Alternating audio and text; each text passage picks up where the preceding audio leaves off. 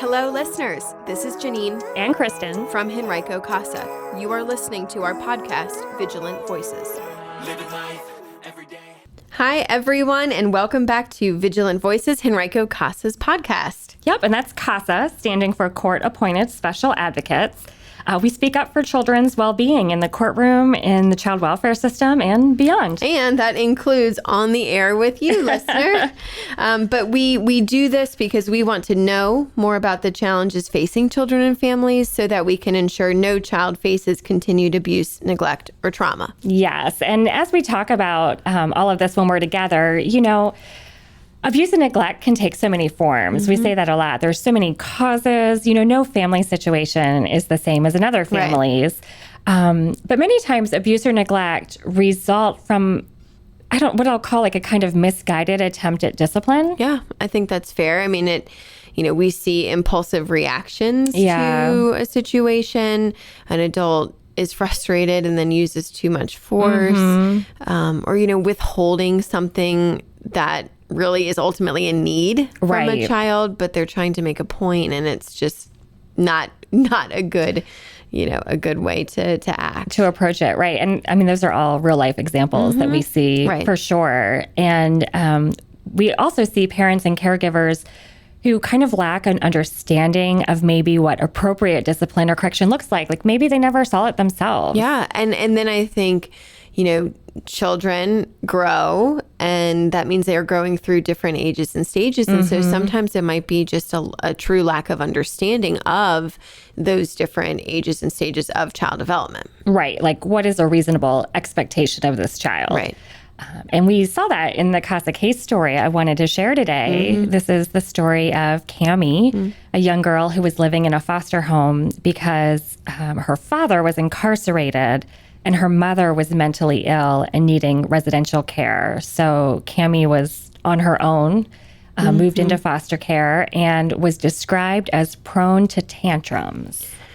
Which, let's just pause for a moment and say that's a lot going on for this young girl. So, can we blame her? I don't know, because I don't think so, because that's a lot happening and a lot of turmoil in just really a few very short years. Absolutely. She just reminds me of that quote, which I probably misquoted, but it's to the effect of children who need the most love will ask for it in the most unloving of ways. Yes, and I think that she needed and needs a lot of love. Yes, and her new foster mom wanted to share love with her, but it was a challenge with Cammie, misbehaving and mistrusting adults. Sure. But luckily, Cammie's CASA advocate was able to help. The advocate, started small with just brief visits with them, big smiles, silly faces, the simple things. But those positive interactions over time paved the way for more structure and for the foster parents finding out how to set boundaries for Cammie. Yeah. And I look forward because I now know that you will wrap back and tell us more later. But I think this leads into the topic that we really did want to explore today, which is positive discipline. Yes. And again, that looks different, right? At different ages and stages. So today we're going to focus specifically on younger children. Yeah. I would say like the toddler, early elementary range. And then listener, next time when we're together, Janine and I will move on to talking about older children and teens even. Which I think is great. Yeah. And, to start off, I think we just want to ground ourselves to remember that positive discipline isn't about punishment, right? It's taking a moment and using it for teaching. Yes. Right? Yes. And fun fact, the word discipline actually comes from the Latin word disciplina. Hopefully I'm saying that right, which means instruction or knowledge. Yeah, and I think that is a fun fact and something that, good to pause and really understand. But, really for our younger children, our goal should be to help them understand expectations, learn to help them manage their feelings, acknowledge their feelings, then manage them. And then learn how to make better choices or different choices in the future. And that really is that teaching aspect of where that positive discipline comes in. Right. And big picture, positive discipline is based on the idea that children learn best when they feel safe, supported and connected to the adults in their lives. Right. And that is especially important for the children in our lives and the work that we're doing because they've experienced trauma. Right. And so they really do need the added support and connection, even more so than children who may have a very safe home environment and very healthy attachment 100%. with adults, right? Yeah. And for all children, but especially those with adverse childhood experiences, we want to show up with empathy and understanding. But within that mindset, we also recognize that we need to find a way to teach and maintain boundaries. Right. So maybe let's take a moment to get a little practical here. Sure. So we mentioned, listener, that we were going to talk about toddlers and preschoolers and kind of maybe that early elementary age. And so, for that age frame, age range, I think one of the most important strategies is some redirection. Yes. Right. So when a child is doing something inappropriate, and let's just use an example, they're throwing blocks, right? I think instead of yelling at them or punishing them, we should work to redirect, right? That energy, which is coming from somewhere. Yes. And can I just say that I'm a master of redirection? Then you should be talking and teaching My this whole kids are session. old enough to catch me doing it now, but for many years I was kind of redirecting under the radar, and it was really effective. And I can totally see that. But okay, so let's use the example then. So, your child is just not really listening, but throwing blocks, right? Just all around the room, even though you're asking for them to stop. What would be your redirection? I'd come in with look how tall we can make these blocks and just start, building them. Or, oh, look, when I throw this ball, it bounces, to try to get them to focus on a ball, not the block. Yep. Okay, so what I see there is that you're really kind of maintaining a boundary of not telling them, no, we don't do that. And it's not that you might not have to explain some of that, but you're not being negative or overreacting or overcorrecting. Yeah. They're maybe learning to do something better with the blocks, what they're to be used for, but certainly something better than throwing them. Yeah. And you could even offer the child both options, right? Because another key to positive discipline is giving a child a say or giving them choices. Yeah, which makes sense. And I think it's a great way to diffuse like that power struggle. Yes, without a doubt. And so, all right, let's say the toddler doesn't want to get dressed. But instead of battling it out, you could then offer 2 shirt options and say, it's your choice, but these are your choices, right? Yeah. And so that even though it's small, that sense of control might really prevent a meltdown and avoid arguing with the toddler. Yeah. Choices are so great. Right. And I would just say we have to remember to keep it simple, especially for those younger ones.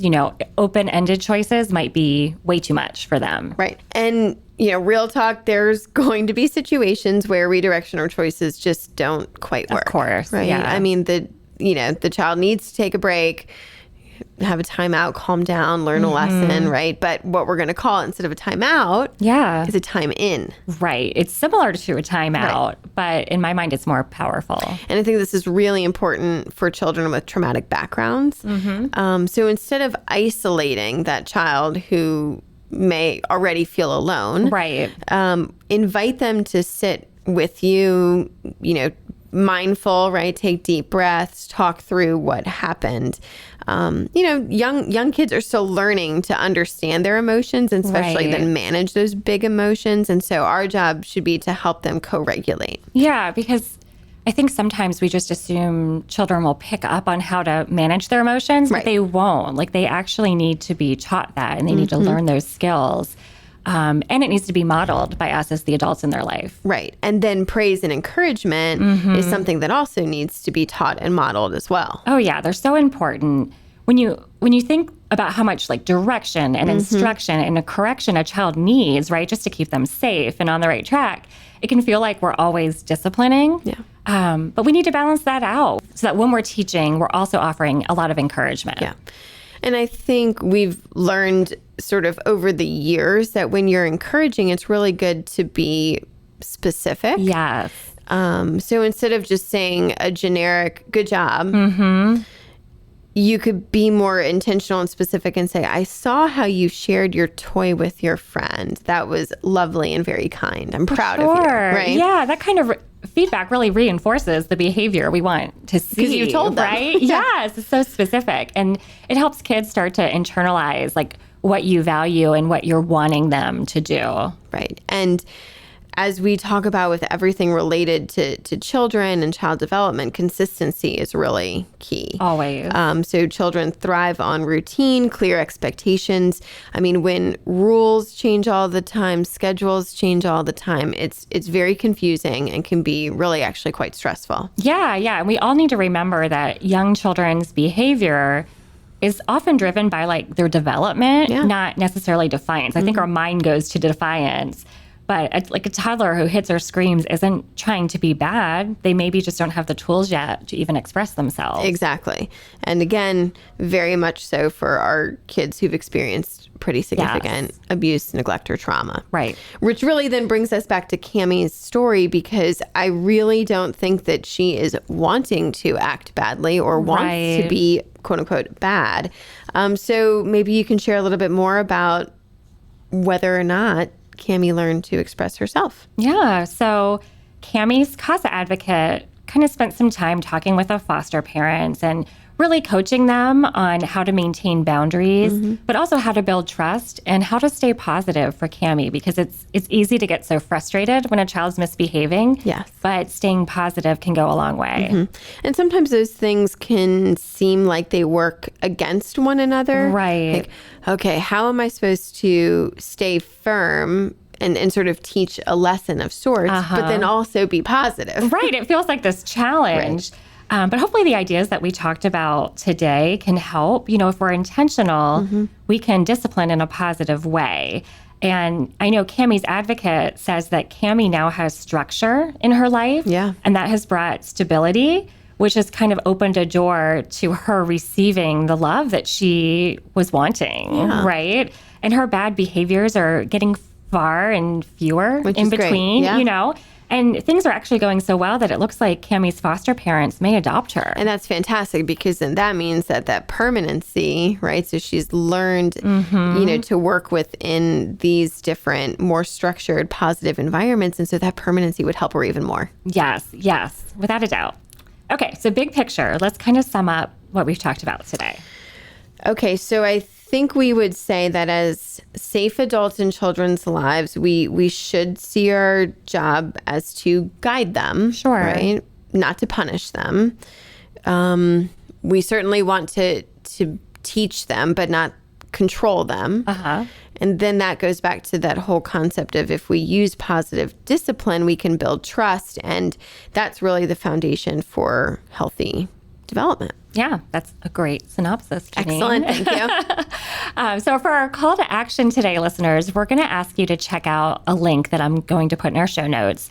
It's a quick fact sheet published by the American Psychological Association. But it's really helpful because it's a quick list of positive discipline methods. And the really cool thing about this, not to interrupt, but is that it's aligned directly with ages and stages of development. Right. So it's very helpful. It is. It's extremely helpful. And listener, we're not just asking you to look at the list, like please do that, but your actual call to action is to share it with other adults in your life, other parents, other caregivers, other volunteers, teachers, people working with children. Love it, because you know, I mean, it can be hard sometimes. And so adults need encouragement too. So let's encourage one another to remember the benefits of positive discipline with children. Yeah. And remember that your calm presence and guidance is making a big impact in children's lives.